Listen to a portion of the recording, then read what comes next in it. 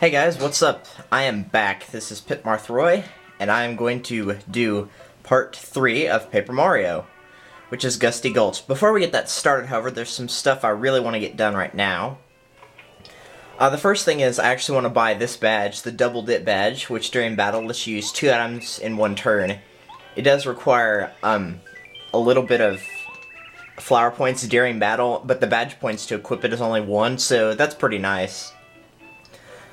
It's actually pretty good. The first time I played this game, I forgot to get it, so I had to just stick with Triple Dip, which you can get in the Crystal Palace, which is part 7.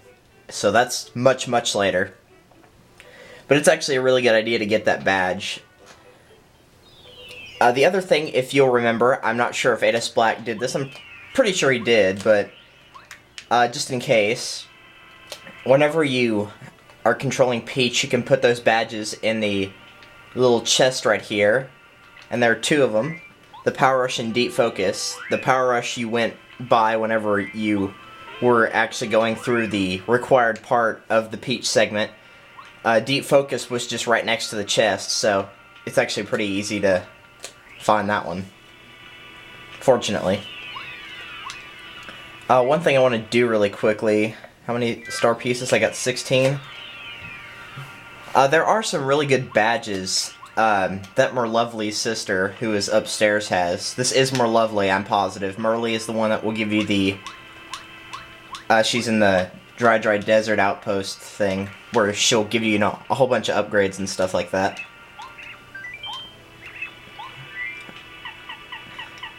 Okay, now, if I had to pick 2 badges right off the bat, this is just my personal recommendation.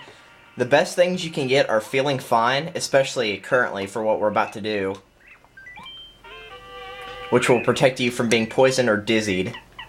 You won't get poisoned as much as you will dizzy, though, and Peekaboo, which will let you see your enemy's HP. So basically, it's like Goombario's Tattle, except you don't actually have to worry about tattling or anything like that. It's very nice. Speaking of Tattle, I've been playing a lot of Majora's Mask lately. I think once I get that project redone on my actual channel. I'm not going to advertise it much. I'm just saying, I've been playing a lot of Majora's Mask lately. I forgot how fun that game was. I didn't really play it much after that LP finished. Probably because after 92 parts of Majora's Mask on YouTube, you wouldn't want to see it for a while. Alright, so the next thing we're going to do is go ahead and... go ahead and clear my throat, and then we're going to go ahead and take off into the Toad Town sewers. Which, yes, I know we've already been there once before. We've got that badge from the Electro blooper. Actually, one other thing I want to do I have any items? Yes, I do. Well, while she's working on cooking some of my stuff that I'm going to use, for example, the egg, let me just remind you, I don't know if he went over this or not, but the Wacka's Bump is a very good item since it restores 25 HP and FP at the same time. I believe after 8 hits, because you can just leave the screen and then come back and hit Wacka over and over again, that he will disappear forever. I think it's 8, but I don't know, it may be a little bit more or less. It is something I would recommend before going into Bowser's Castle, however, that, you pick up as many as you can before he decides to leave the game forever. Because it's just a really powerful item and a very good item to have. And apparently the only thing I had was the egg, which will change into the fried egg, which restores 10 HP instead of the regular egg, which restores 5. Blooper! Yeah, Blooper's back. What did you expect? Hello, Blooper. Blooper versus Kooper. I've actually got a kid in my class named Cooper. It's just spelt with a C instead of a K. We're gonna switch to Parakarry, however, because Cooper can't really do much. Now, I know I didn't equip either of the badges that I bought just yet, but I don't really need them right now, but there is something I will need them for in a second, trust me.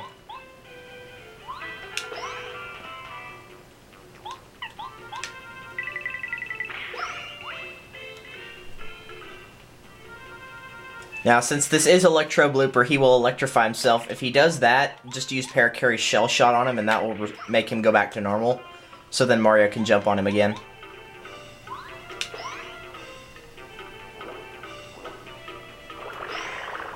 And the only two attacks he has are spraying ink at you, and the one where he actually tries to land on top of you, same as the other blooper. And as usual, the ink is harder to counter against, so that's why I didn't do a very good job the first time.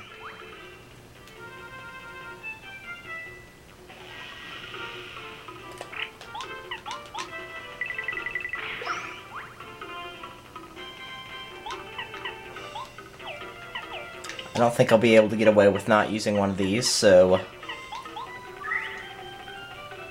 Obviously, I still have the refund badge equipped. I haven't changed any of my badges. I did add some more since I changed my badge points from 3 to 6. But that's the only noticeable difference. Well, I'm pretty sure I could counter correctly. I don't want to mess up and accidentally get myself killed, so... If anybody's getting a game over in this project, it's not going to be me.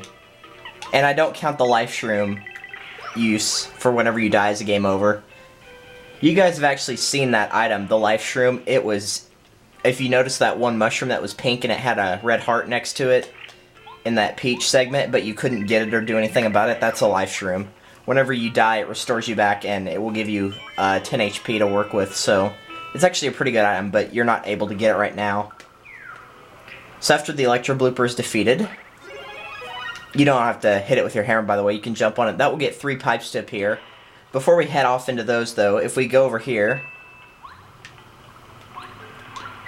Here we have a Snowman Doll, which will do 4 damage to all the enemies. It's like a Fire Flower, except a little bit stronger. You guys have probably already seen it, though, along with Thunder Rage, which does 5 damage to everybody. Here we have some Gloombas, which I'm trying to stay away from, because I don't feel like fighting them right now. And here we have the Power Smash badge, which I don't really use too much of the hammer badges. I'll use like Quake Hammer, because that's actually pretty good, because it'll get, you know, enemies that are on the ceiling, it will get them off of the ceiling. So that's pretty good, but other than that, I don't really use them much. Okay, red blocks, we can't do anything about those yet. In fact, you can't do anything about those until the Dungeon of Chapter 5, I believe it. Yeah, Dungeon of Chapter 5 is whenever you're able to break those. And we still have the regular boots, like that. Ah, get away from me! Just like the fact that we can get a super hammer instead of a regular hammer, you can get super boots, and then there's ultra hammer and ultra boots. Okay, I cannot make that jump for some reason. I don't want to fight you all right now. I do have the Spike Shield badge on, and the Spike Shield is basically what it says. You can jump on an enemy without taking damage. This won't work for your partner, though, so make sure that you don't have your partner attack somebody that they will get themselves hurt by.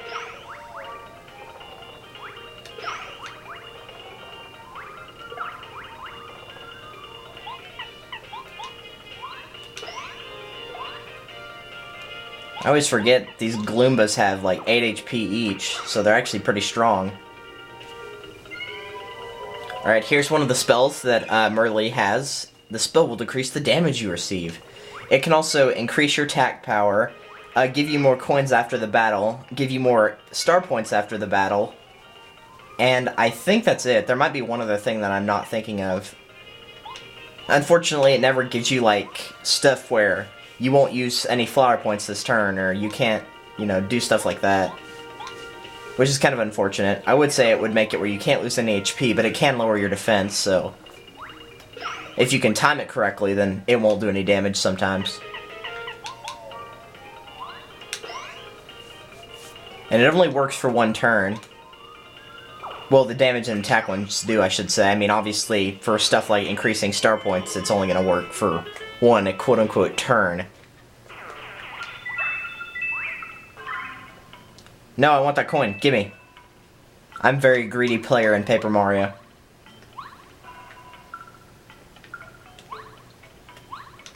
No. I swear, guys, this jump is not that hard. I don't know why I'm having issues with it right now. There we go. That's better. Now, if you stand on this platform and just keep letting it go up and up and up, you can go up here. Go past that little hole right there. That's just to get you back down there. At least I think it is. Maybe I'm just being stupid. Yeah, I'm just being stupid. Ow! Okay, how was I supposed to know he was down there? Give me a break, game.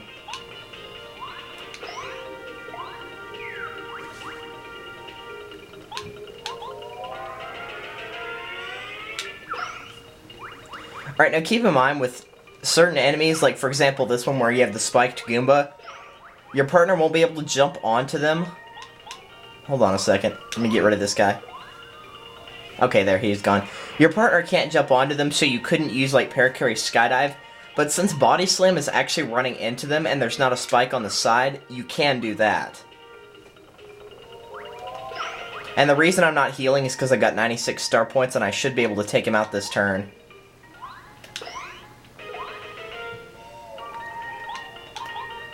I hope I'm able to take him out this turn, because if I don't do the action command right, I'm going to get myself killed. Nope. So that will get me a level up. What do I want to level up in? As stupid as it seems, I'm actually not going to level up in HP. I'm going to level up in badge points.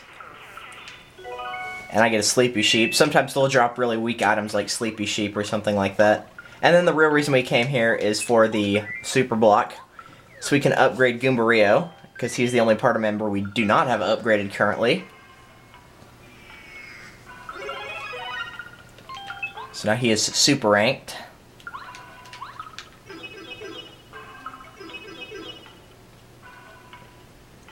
Now if we go back up here, and this time we actually get off where it wants us to get off.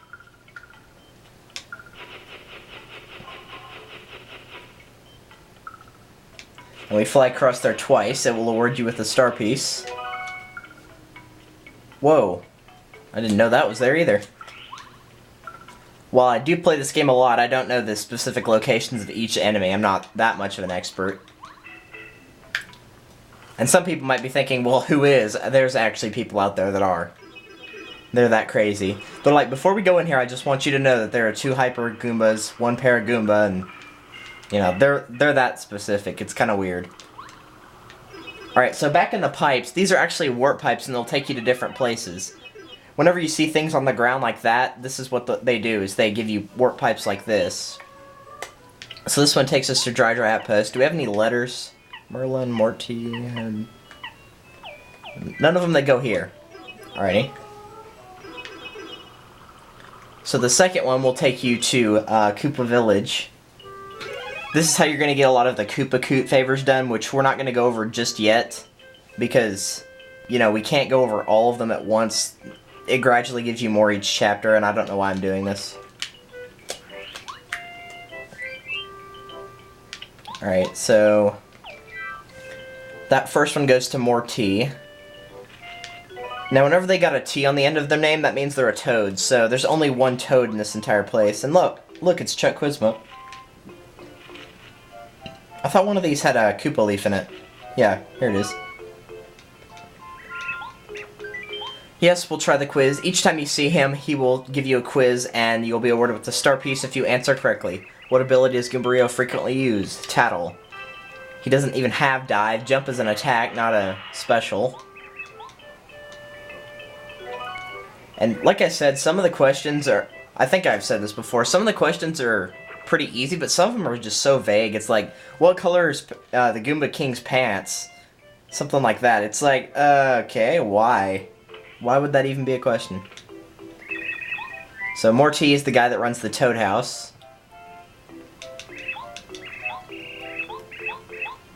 And you get a star piece. Pretty much every time you deliver a letter, it's usually going to give you a star piece for it. I think that's all we have for this place right here. Toad Town and Goomba Village, which is where that final warp pipe will take you. And I can actually upload over 15 minutes now, but I don't really want to do that, so in the next part, I guess we'll deliver that final letter, which will take us to Goomba Village yet again.